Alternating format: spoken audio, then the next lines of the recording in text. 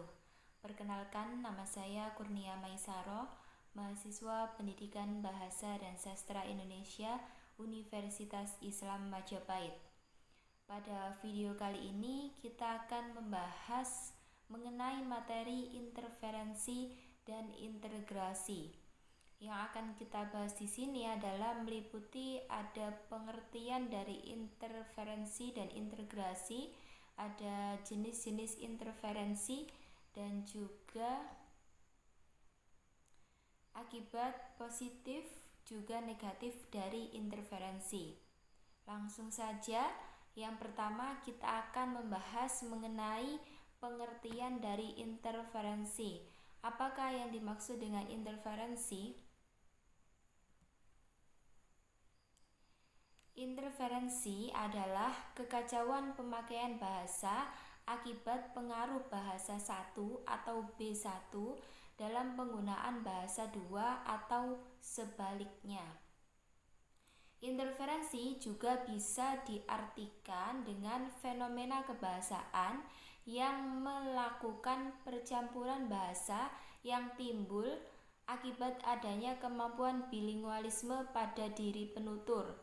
Interferensi berlangsung timbal balik antara bahasa pertama atau B1 dengan bahasa kedua atau B2. Hal ini berarti baik bahasa pertama maupun bahasa kedua dapat saling mempengaruhi satu dengan yang lainnya. Kemudian jenis-jenis interferensi. Yang pertama ada interferensi fonologis.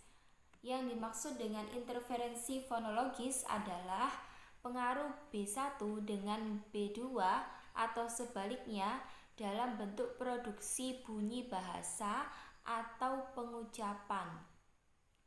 Jadi, interferensi ini terjadi terhadap pengucapan bentuk bahasa atau produksi bunyi bahasa. Contohnya apa? Ketika orang Jawa mengucapkan kata dengan awalan D, B, dan lain sebagainya, maka diawali dengan bunyi sengau. Misalnya ketika mengucapkan kata demak, maka orang Jawa biasanya mengucapkan dengan awalan bunyi sengau seperti demak, atau B, Bandung, diucapkan dengan Bandung atau Demak atau Bandung. Itu adalah contoh interferensi fonologis, yaitu terhadap pengucapan bunyi bahasa atau produksi bunyi bahasa. Kemudian jenis yang kedua yaitu interferensi morfologis, adalah pengaruh B1 terhadap B2 atau sebaliknya pada tingkat pembentukan kata. Jadi kalau fonologis tadi pada tingkat produksi bunyi, yang morfologis ini pada tingkat pembentukan kata. Contohnya bagaimana? Contohnya pada kata mohon maaf, apakah bapaknya ada di kantor? Nah, afiksasi dari kata bapaknya ini adalah penyelipan dari bunyi bahasa Jawa yang biasanya bapak ke.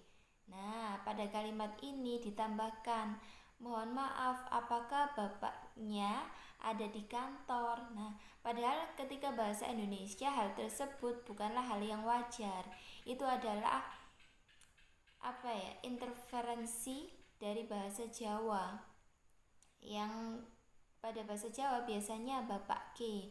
Kemudian pada kalimat tersebut disebutkan mohon maaf, apakah bapaknya ada di kantor. Kemudian jenis yang ketiga adalah interferensi sintaksis.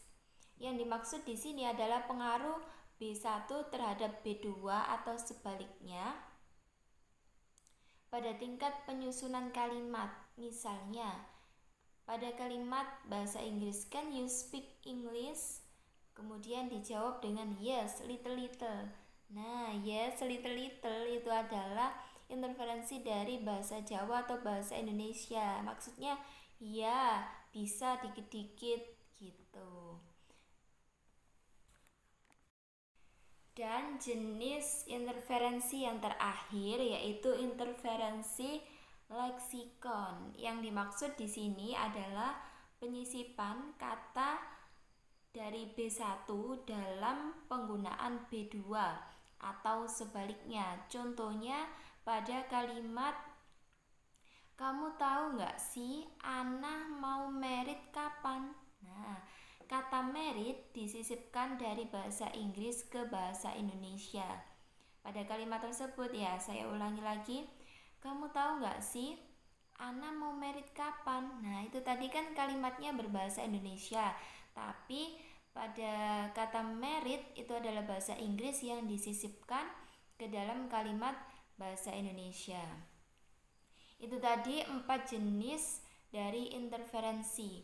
Setelah mempelajari dari keempat jenis interferensi, tentunya teman-teman pasti akan bertanya-tanya, apa bedanya interferensi leksikon dengan campur kode?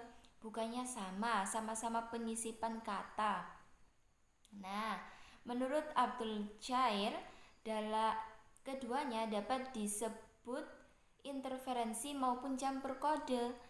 Disebut campur kode bila terfokus pada penyisipan katanya, sedangkan disebut interferensi bila terfokus pada pengacauan berbahasanya. Nah, jadi keduanya bisa kita sebut sebagai interferensi atau campur kode, tergantung dari sudut mana kita memfokuskan hal tersebut, apakah dari pengacauannya atau dari penyisipannya. Kemudian kita beralih pada interferensi dapat menimbulkan dampak positif maupun negatif. Maksudnya bagaimana? Negatif apabila dipandang mencampur adukan bahasa atau mengacaukan bahasa. Nah, itu dipandang sebagai dampak negatifnya. Sedangkan dipandang memiliki dampak positif apabila bisa meningkatkan atau memperkaya kosakata bahasa tertentu. Itu dipandang positif dari segi atau sudut pandang tersebut, yaitu memperkaya kosakata bahasa tertentu.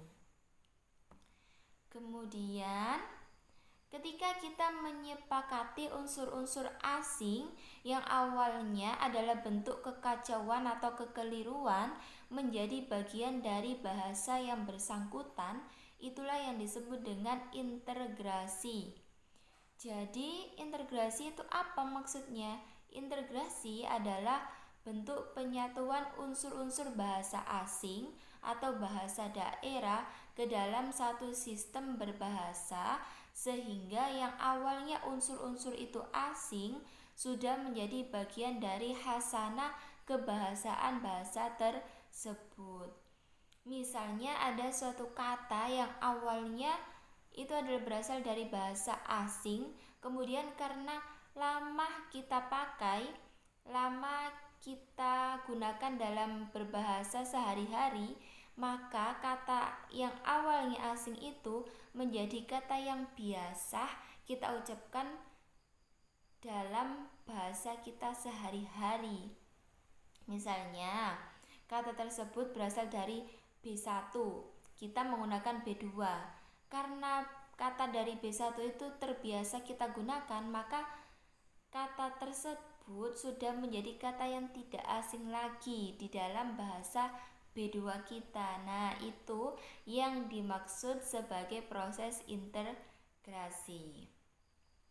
Mungkin itu saja yang bisa kita bahas pada video kali ini mengenai materi interferensi dan integrasi.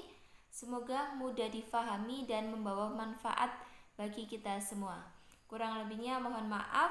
Wassalamualaikum warahmatullahi wabarakatuh.